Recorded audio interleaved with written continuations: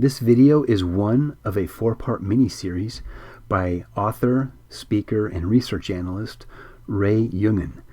This was recorded in Vancouver, BC, Canada, and Ray is joined by his friends Al and Nancy, and they're discussing the topic of the Aquarian Conspiracy and what this book by Marilyn Ferguson means and entails in light of the New Age occult explosion that is canvassing the globe in our age.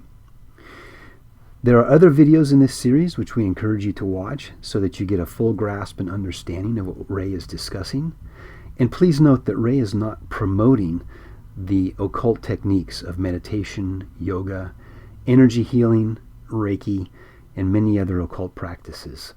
Ray is actually examining them in light of the Word of God, the Bible, and giving a sober warning throughout. Here in Vancouver, there's a lot of people getting involved with yoga and various forms of meditation. Tell us a little bit about the role of meditation in this. Is meditation a way to open oneself up to whatever is transformative in this movement? Maybe you might want to comment on that.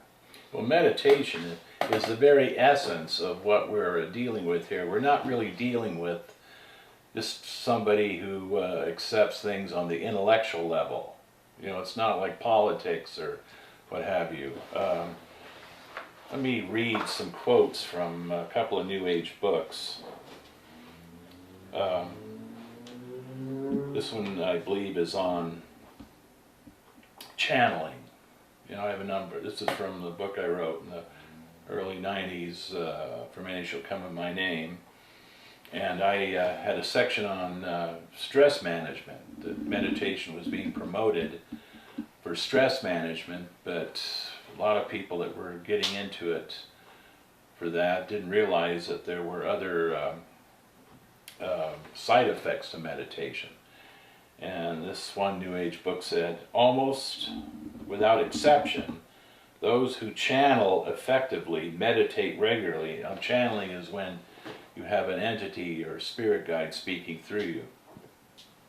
The process of channeling itself is an extension of the state of meditation. The best way to prepare then for channeling is by meditation.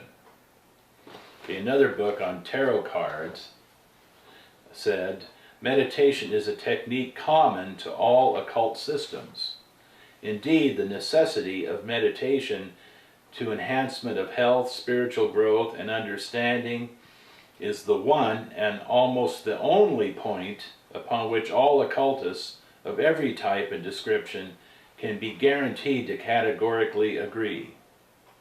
In other words, all occultists say that, you know, they may disagree on many other things, but meditation is the one thing that they will, you know, are guaranteed to agree on. Now, what is meant by meditation? That's the most important aspect of this, you know, what we're doing right now. What is meditation? Well, I remember back in the late 70s, I'd go into various health food stores and I'd see posters of, you know, of somebody in the lotus position, you know, like this, and it would say learn meditation or meditation classes, and I thought that what they were doing was just thinking, you know, that to me meditation meant to think deeply upon. That, you know, these people were just pondering their problems and trying to, you know, figure out discursively how to better deal with things. But then, once I began, a few years later, 84, when I began learning about, you know, the advent of New Age spirituality, I found out it was something entirely different. In fact, the exact opposite, you know. So what I have here, this is really the cornerstone of our little series here, the Aquarian Conspiracy series. You know, what exactly is meditation and what does it do? Okay, this is a booklet put out by the Rosicrucians, which is, you know, kind of a esoteric society. In fact, the On the front cover, here it says Esoteric Essays. Meditation, its technique. And this is what defines New Age meditation. This is very important that people listening to this, if they don't know this, that they pay very close attention. And I'd like your comments too after I'm through here. An Eastern form of meditation relates 3 essential stages.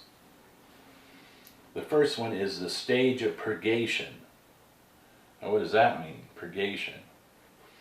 This consists of attempting to dismiss from mind all thought to be receptive. You dismiss all thought from your mind. The mystic refers to this stage as entering the silence. It means not just physical silence, that is, the avoidance of extraneous sounds, but mental silence. You know, you're not involved in normal thinking.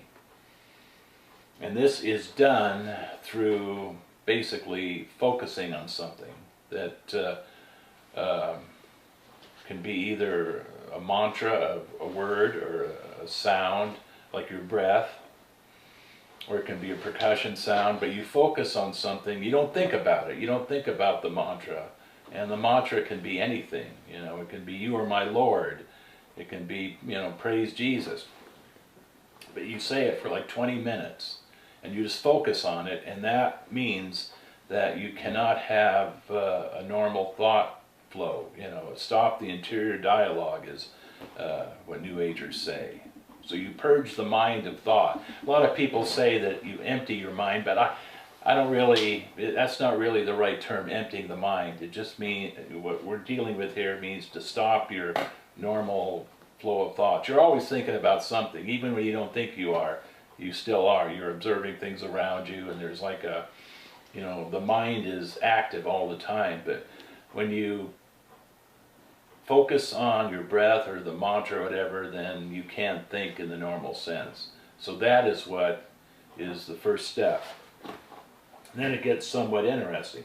The second stage is said to be the stage of illumination. It is when the individual senses contact with a transcendental source of knowledge. It is a kind of cosmic consciousness, the ascent of awareness to an enlarged and all-embracing state of consciousness. Now that term cosmic consciousness, I kind of hate to use that term cosmic, because to a lot of people they'll roll their eyes, and you know, when they think of the word cosmic, they think of Buck Rogers and his cosmic ray gun. You know, they think of somebody who like takes LSD, you know, or somebody who's far out or whatever. But the word cosmic just means universal. You know, the Greek word for the universe is the cosmos. So cosmic means that, you know, you're involved with something universal. So the first stage is you stop the normal thinking process. The second stage is, you know, you have this sense of having contact with something transcendent, or this realm, this hidden supernatural realm. And the third stage, the third and final state, is the noetic stage, which means the infusion of knowledge. You know, so you make contact and you start getting knowledge or gnosis from this source. And this is what we're talking about here. Everything that we discussed here earlier, you know, the well-being section, all that, every one of those books contains this process. Every one of them. You know, you can't really be involved in this spirituality without this kind of a practice. And I have some examples here how this can happen. This book is called The Highest Goal, The Secret That Sustains You in Every Moment by Michael Ray. Now, Michael Ray is no flake. You know, he was a professor at Stanford University, and he taught something called creativity in business. And he explains how he got into this course, creativity in business, is based on what I just described, accessing mystical states, you know, Eastern type meditation practices. And this is how he got into it. He says, I attended a meditation intensive day at an ashram to support a friend. Now an ashram is a Hindu meditation center. That's what they're known as, ashrams. So he just went as a friend to somebody. Somebody wanted to go to this and he just went along to support him. He says, as I sat in meditation in what was for me an unfamiliar environment, so he'd never done this before, you know, it was unfamiliar. I suddenly felt, now he was meditating, as I sat in meditation, so he was doing this process, I suddenly felt and saw a bolt of lightning shoot up from the base of my spine out the top of my head. Now that's called Kundalini awakening. That in this type of meditation there's this sense of this energy that surges up the spine, activating what are called chakras, and this is known as the Kundalini or serpent power. It forced me to recognize something great within me. That's what was called the, infusion of, you sense contact with, some paranormal reality. The problems I had been having and the low opinion I had of myself seemed minuscule in relation to this awareness of my own divinity. So all of a sudden he felt that that's the noetic stage. That's when he starts getting this knowledge that, that he is divine. He is a godlike being. And he says that then my legs started to vibrate and shake. Their shaking caused me to bounce on the floor in an almost involuntary way. So he literally was impacted by something, beyond himself. Now somebody might say this is just his imagination. This was psychosomatic. And that's one thing I want to bring out right now, that there seems to be a conformity and continuity in this type of experience. That everybody that does this seems to come out with the same type of experience and have the same type of procedures that happen. It was just their imagination. Everybody would have something different occur, right? There'd be a wide variety of things happening, but there seems to be, like I said, a conformity, which means that there is actually something they're coming into contact with. So something is downloaded, or they're acquiring some kind of gnosis or knowledge. How is it changing their worldview?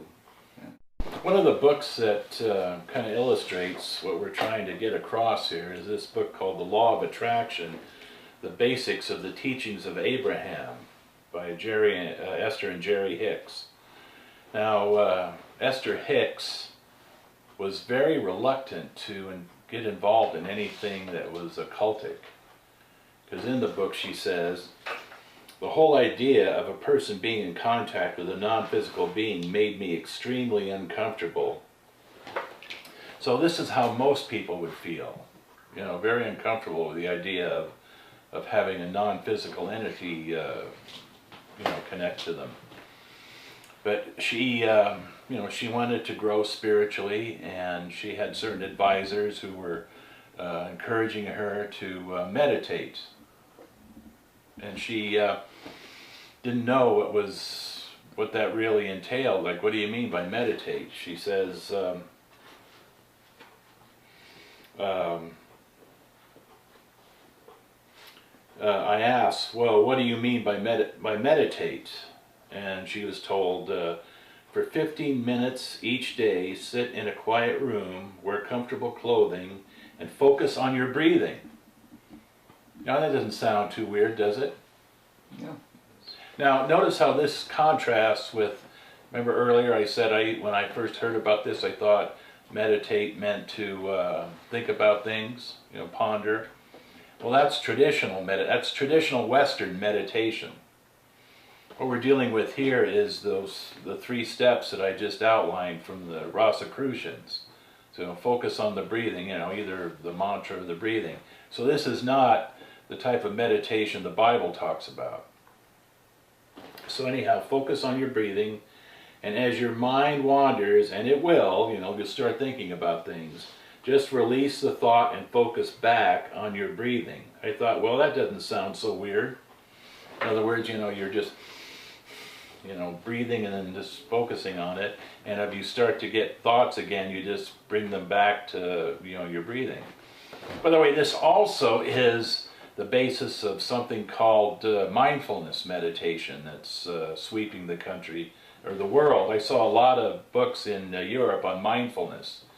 It seems to have become a major component of psychology and self-help in Europe and also the U.S. But we'll get to that, you know, later on in this series. So she started to do this. She starts to, you know, she set the timer for 15 minutes and started to focus on her breathing. Almost immediately, I began to feel a sort of numbness come over me. It was an extremely pleasant sensation. I liked it. You know, she was going into what's called the silence, you know, and her mind was starting to go into alpha states of awareness, you know, which is what the brainwave pattern is when you go into this. Because of the powerful and emotional experience of our very first attempt, we made a decision to set aside 15 or 20 minutes every day to meditate. So she starts doing this, you know, every day for 15 minutes. And then, right before Thanksgiving in 1985, during a period of meditation, I experienced something new. So she was doing the first stage of purgation, and then right before Thanksgiving, this happened. With the conscious realization that something remarkable was happening and that something was offering communication to me, intense waves of thrills began moving all through my body. This is very much like Michael Ray experienced at that ashram. And she began to hear this. I am Abraham. I am your spiritual guide. I love you. I am here to work with you. So that's the noetic stage that we just heard about. So she became connected to this Abraham entity, and which he calls infinite intelligence, and it began to flow through her. And this is what Abraham says: there are many of us here. In your physical environment, we are called Abraham, and we are known as teachers. And they say there are universal laws that affect everything in the universe. When you have a conscious awareness of these laws and a working understanding of them, your life experience is tremendously enhanced. And she believes, you know, like there is like a common denominator that she is connected with her higher self or her soul. And they say only when you consciously understand the relationship between you and your inner being do you have true guidance. And this is the essence of what we were seeing there in the well-being section of Chapter's bookstore at the Metrotown Mall. That this is the same type of procedure that they were involved with. And this comes to what I'm about to share now. That this is the essence of the Aquarian Conspiracy. Again, I have two quotes here from New Age sources. One is, this isn't me writing this is from books taken from New Age sources.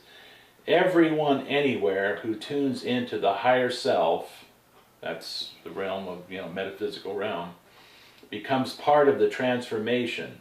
Their lives then become orchestrated from other realms. So in other words, once you connect with the likes of Abraham, you start trying to get other people involved too. Okay, here's another quote. A woman said, soon it became apparent that those of us experiencing this inner contact were instinctively and spontaneously drawing together, forming a network. In the many years since, I have watched this network grow and widen to literally encompass the globe. What was once a rare experience, that of meeting another person who admitted to a similar superconscious presence in his or her life, that's one of the terms used, the superconscious, has now become a common, even frequent event.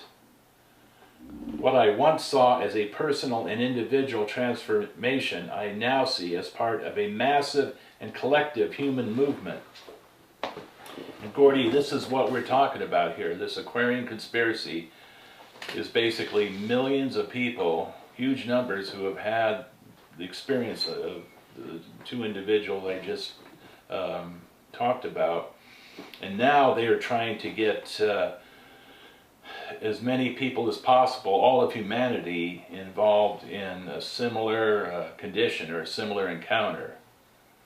So this is what, next we're going to look at some examples of the people who are Aquarian conspirators that have had a wide impact. Right, so far this sounds a little ominous, that so many people are involved. Is there, is this a cult, or is it something that is bigger than a cult? Oh, far bigger than cults, not to be confused with the occult, okay, which means hidden or kept secret, and that is a generic reference to many of these practices. But traditionally in our society, the term cult means an aberrant religious group. Yeah, earlier you did mention, though, the use of occult methodologies or disciplines. So the cult is involved, but it's not as, let's say, hidden, is what you're saying? Well, traditionally, yeah, the word occult comes from the Latin word occultus, which means hidden or kept secret. Yeah. And now, that's the point of these talks we're doing, that what was once hidden or kept secret is now being presented on a wide scale to the population at large. And we were discussing, you mentioned cults. This transcends cults. This goes far beyond cults.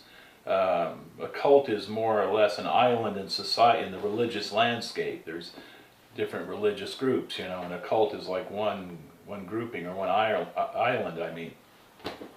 And, one can be attracted to it and join it and then be in it and then leave, So, but what we're talking about is when these practices become widespread throughout mainstream society, in general.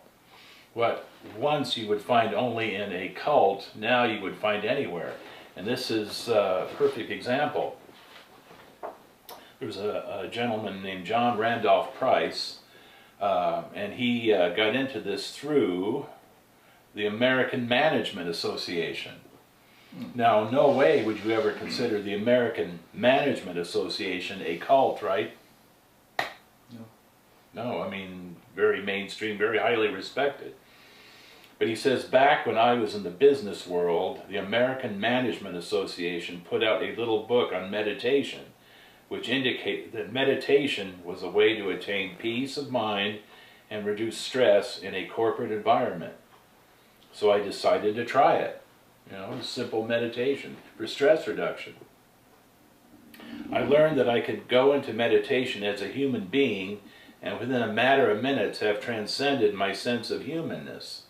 I discovered how to come into a new sphere of consciousness.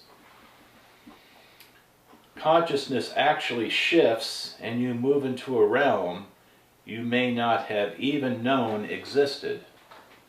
So in other words, what he normally would have gotten had he joined like the Theosophical Society or the Hare Krishnas or the Self-Realization Fellowship, he got through a booklet put out by the American Management Association. The exact same experience, but it was in the context of stress reduction. And that is what the Aquarian Conspiracy entails. All they have to do is to get you to meditate. It's not like the Mormons. Yeah, we saw 4 Mormon missionaries earlier today, at the mall. And what they do is they approach you and try to convince you intellectually that they have the restored gospel. It's intellectual, it's discursive, it's based on reasoning. In the Aquarian Conspiracy, all they have to do is get you to meditate, and the experience takes over. There's another quote that metaphysics could be presented either as religion or pure science without any religious context at all. You know, and that's where it's become the most popular and the most effective, is when it's presented as science. Francis Schaeffer, a Christian philosopher and theologian, mentioned in one of his books, Escape from Reason, that he's noticing that our culture is becoming more mystical, and he says he described it as a negation of reason, to have some kind of experience, spiritual experience. So this, what you're just describing, sounds a lot like this idea that we don't find answers in the area of the rational, involving reason, but it involves some kind of escape or leap into the area of non-reason. Would you agree? Well, yeah, certainly this has nothing to do with you know, analyzing things and coming to logical conclusions. This is when the thinking mind is actually switched off. We're going to look at some examples now of what we're talking about. How this is, you know, John Randolph Price entered this realm. By the way, he went on to become a major New Age writer, and promoted the idea that God was in everybody, that, you know, everyone had the I am presence within them, you know, the I am presence, which is God. So he went on to become a full-blown New Age writer. We're going to look at some other books here. This is a book called Maximum Achievement, The Proven System of Strategies and Skills That Will Unlock Your Hidden Powers to Succeed, by Brian Tracy. Now, Brian Tracy is one of the major motivational speakers in the corporate world. You know, he's not known for being religious. And on the back cover here, he has the endorsement of most of the major motivational speakers that were prominent when this book came out. Harvey Mackey, Ken Blanchard, Og Mandino, Dennis Waitley, Wayne Dyer, and Tony Alessandra, all praising this book. So this book is definitely mainstream. So when you, like he says, you know, maximum achievement, strategies and skills that will unlock your hidden powers to succeed. Not distinctly a religious book, right? Well, chapter 6 is on the master power. The master power. And Brian Tracy says there's a vast treasure trove of potential that lies deep within each person. And there have been brotherhoods and secret societies throughout the years that knew about the secret orders and knew about these inner powers. And he calls this the superconscious mind. And he says that when you use your superconscious mind correctly, you will be able to solve any problem, overcome any obstacle, and achieve any goal you desire. All personal greatness and individual achievement is based on it. In fact, everything we have discussed up to this point has been preparing you to use the powers of your superconscious mind to transform the quality of your life. And then he makes something that's truly astounding. Many of the greatest thinkers who have ever lived have stood in awe before this power and have written about it, calling it many different names. Madame Blavatsky, the Russian theosophist, called it the secret doctrine. So what he's talking about is traditional occultism, because Madame Blavatsky was the founder of the Theosophical Society, which was one of the first New Age organizations to impact the Western world, 1875. And then he says Carl Jung called it the collective unconscious, universal mind, the God mind. And he goes on to explain how when you develop the habit of continually turning to your superconscious mind to guide and direct you, to inspire and illuminate you, and to solve every problem on your path, it will work faster and more efficiently every day. And he says that in order to activate this, you have to go into silence, and that's the what we found in the Rosicrucian thing there. That's the first stage. He says that when you do this, you know, it activates and you spring into this superconscious realm. And he says any form of meditation stimulates your superconscious mind, and you hear this inner voice. You actually hear an inner voice. And he says, when you do this, you bring yourself into complete alignment with the greatest power of the universe. And he says, schedule 1 hour, 1 solid hour of solitude every day, and during this period of silence, shut everything else out of your mind. You know, there's meditation. And he says, turn everything over to your superconscious mind and release all your cares and worries. Sometime during this hour, your mind will go calm and clear. That's alpha, you know, the alpha state. That's that numbness that Esther Hicks talked about. Do what your superconscious has guided you to do. So in other words, you're under control. You're being guided and directed. In other words, you've linked up with this same force Madame Blavatsky was linked up to. And he says, if you do this exactly right, you'll never make another mistake. So the scary thing about this, you know, this is not, he's in the front here, he talks about, you know, he was fascinated with the subject of happiness, and he studied psychology, philosophy, religion, motivation, personal achievement, and metaphysics. So he got this from metaphysics. But see, he's presenting it not as religion, but as a science. He talks about, he has this Phoenix seminar, the psychology of achievement, and he uses this to improve corporations, use this to improve productivity, performance, and output, and corporations get total quality people, and this system is being used widely in all these different countries, scores of different countries.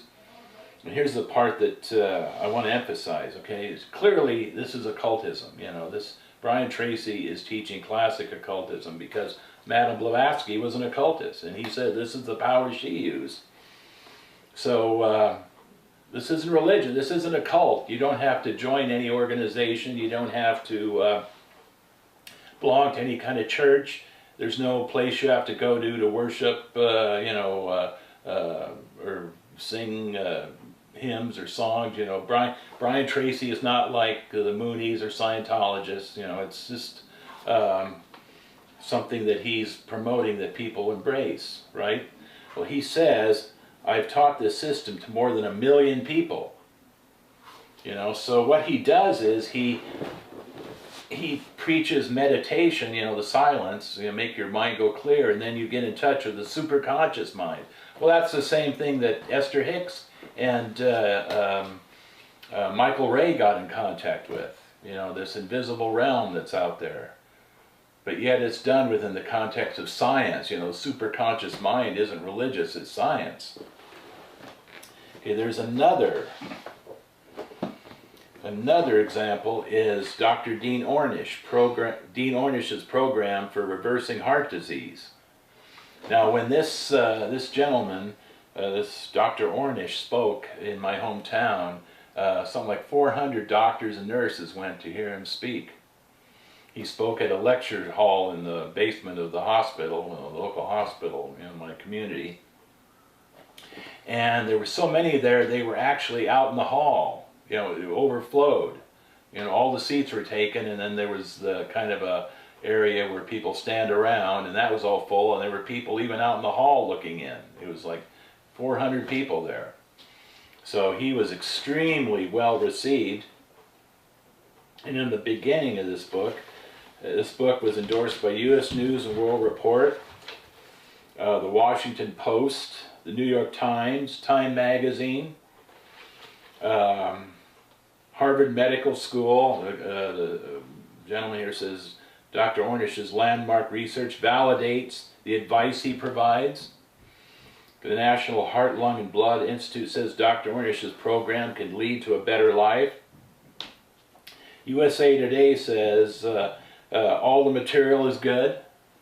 And the American Journal of Cardiology says Dr. Ornish is on the right road and we need to get on it also.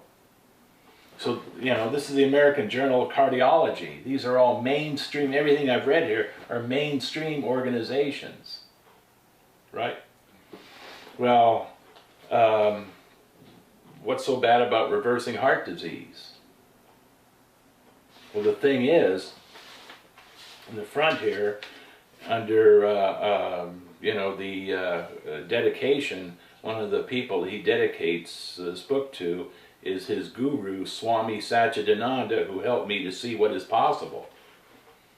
And he has a whole, in addition to things like nutrition, exercise, things that are actually beneficial, he incorporates opening your heart to a higher self. Dr. Ornish is an Aquarian conspirator. And he says the stress management and yoga techniques described in this book are really tools for transformation. He says the essence of God is to be found within. He says that our minds keep us from seeing that everyone and everything is simply God manifesting in different ways. And he says God or our higher force can be experienced.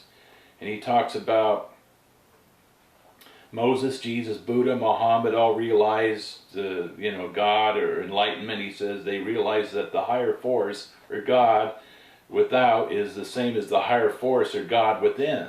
You know, in other words, they all taught the same thing. And he has meditation in here, you know, focusing on your breath, the same as all the others. And he says we have to start seeing ourselves as an instrument of a higher self or God, and treating others as incarnations of God. And he says that when you quiet your mind, when the mind is quiet, you experience your higher self. And then he has how to do it here. Focus on your breathing, or focus on the sound, you know, religious or secular. And he has video cassettes that help you do this. And he says this is the time-honored way of focusing the mind to meditate is by repeating a sound over and over. And over here, he says, basically when you do this, he says God is everywhere and in everything. Everyone and everything is God in disguise in different forms. So basically this is classic New Age spirituality, but it's couched within reversing heart disease. This is what we're talking about. This is the Aquarian Conspiracy. Now, from his perspective, this is not something sinister. He's sincere. You know, he actually became a devotee of Swami Satchidananda, you know, Hindu guru, and started meditating and hooked up with his quote-unquote higher self, and now he's being used to get everybody else hooked up to their higher selves. You know, everything and everybody are simply God in disguise. This is not an intellectual thing that we're talking about here. It's not a philosophy. He is actually, just like the others I've mentioned, he has had the experience of connecting with a supernatural power through meditation. And that is why he believes everything and everybody are God in disguise. Not because his Swami just told him that intellectually. It's because he has experienced this in a mystical sense, in a mystical state. Now I'd like to hear your comments on that. Well, I've talked to people that are involved with this movement, and it seems like their definition of God is a sort of pantheistic or monistic, or pantheistic monism. One of the mantras I've heard is all is one, all is God. But when you think about that, there are some philosophical issues with that. You know, if everything is God, well, what's right and wrong? You know, if everybody's God, is Adolf Hitler God? You know, we don't have a basis for saying anything is right or wrong, and even reality or truth, it becomes whatever a person perceives it to be. Would you say that is where this is steering? Well, I would say that reality is what the superconscious mind perceives it to be. In other words, the likes of Abraham. What you just described would be what it'd be like if everybody, it was just their imagination. Well, but there seems to be a central source that they're connected to. Yeah, this source, whether it's called, like Abraham or Seth, or some people. There's many different names. Yeah, some people claim they're channeling an ET, Deva. But generally, it goes under the term the higher self. Yes, but this higher self is also sometimes equivalent to like a spirit guide, right? Right, exactly. Yeah, the higher self manifests as a spirit guide. Yeah, I have a friend, I knew him since high school, and he got involved with TM, Buddhist meditation, and yoga. Yeah. And anyways, eventually I got an email from him saying that he had got a spiritual experience where he visibly saw an orb of light, and this orb of light, he said, came into his body. This is what I'm talking about. Yeah, this isn't intellectual, this is mystical. That's what it sounds like. And this guide started to guide him, and he started to call himself a light worker. Now, the term light worker, would that be another name for people involved with this movement? Exactly, precisely. And because he said he saw a light. And the founder of the Subud religion or movement, he also said he saw this orb of light or light come into him, and it, transformed him. It changed his whole worldview. This what source of light, or these entities or spirits, they define it in one way, but how would you perceive or define these things or entities? Well, that's what we're going to touch on towards the end of this series, but okay. Right now we're trying to establish that we're not talking about obscure, people that aren't very well received. Brian Tracy has taught this to 1 million people. He's very, very highly regarded. Dean Ornish, is very, very highly regarded. You remember earlier all these newspapers and organizations endorsed him. Well, here's another one, John Bradshaw. This was something that was more apparent back in the late 80s, early 90s. John Bradshaw was on public television. By the way, public television has been a major promoter of what we're talking about, New Age spirituality, and this was one of the first individuals that really fit this description. Whenever they have pledge drives, they always have kind of experts in certain fields, and back in the late 80s, early 90s, Bradshaw was on public television quite often, most likely when they had pledge drives. So I don't know, I'm not familiar. I don't think Canada has public television, but they would show. He would dominate entire evenings, and then others came after him. Deepak Chopra was on public television. One of the most prominent one was a man named Wayne Dyer, who we'll get into later. And I think he was on 12 years on public television with their pledge drives. But anyhow, this is a perfect example of what I'm talking about. John Bradshaw wrote a book called Bradshaw on the Family. And that was, his specialty was family dynamics. And this book became very, very popular in psychology circles and counseling circles. Remember when John Bradshaw spoke, in my area there, huge numbers of people came to see him. He was considered a major expert on the family. And again, a lot of his book was on, things that were benign, or, actually within the realm of, society's traditional views of things. Nothing that would be considered offbeat or unusual. But then at the very end, he had roadmap for discovering your true self, spiritual awakening. And that's where he started to talk about meditation, you know, the codependence is a spiritual problem. And that we need to get higher consciousness.